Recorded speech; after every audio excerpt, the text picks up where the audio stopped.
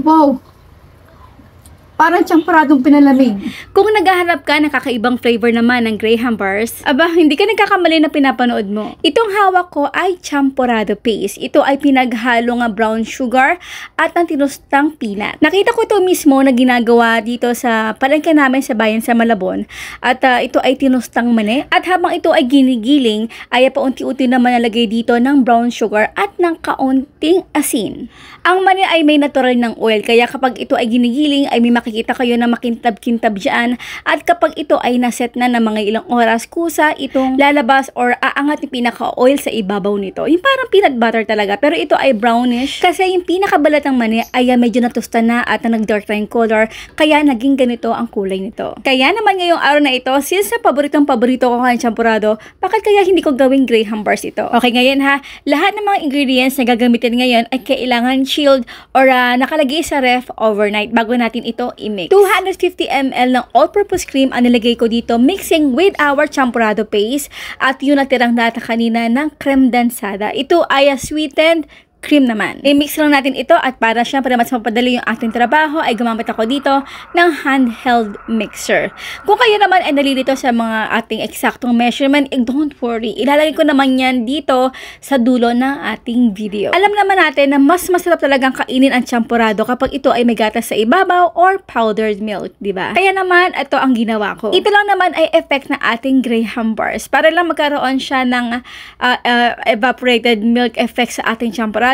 Ay hindi ko na ito minix ang tuluyan. Kumbaga sa totoong champorado, ito yung pinaka-garnish niya, di ba? Oh, ayan, syempre may nagtapyas kagabi. Wow.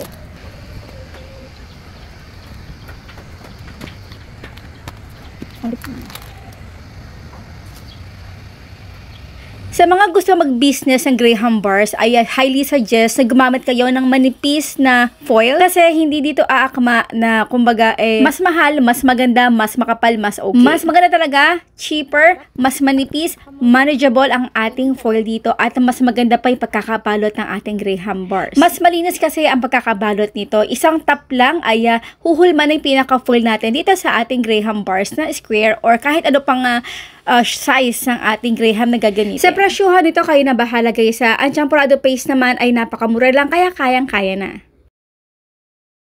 Ganda o, champorado Graham bars. Nakaiba, pero tikman natin. Tutunaw na kasi napakainit. Kain po tayo.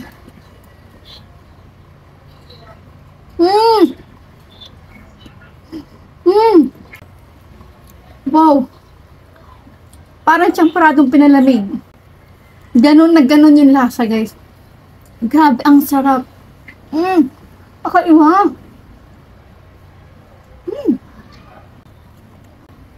This is a really must try new flavor dito sa ating page. Napakasarap. Hindi, wala kayong talo, guys. Talagang uurit at uurit ang inyong mamimili. So yun po guys, maraming pasalamat sa inyo lahat ng ating outro. Keep safe, be healthy, and be happy. Oh, na-miss ko itong mga yung outro natin. Bye!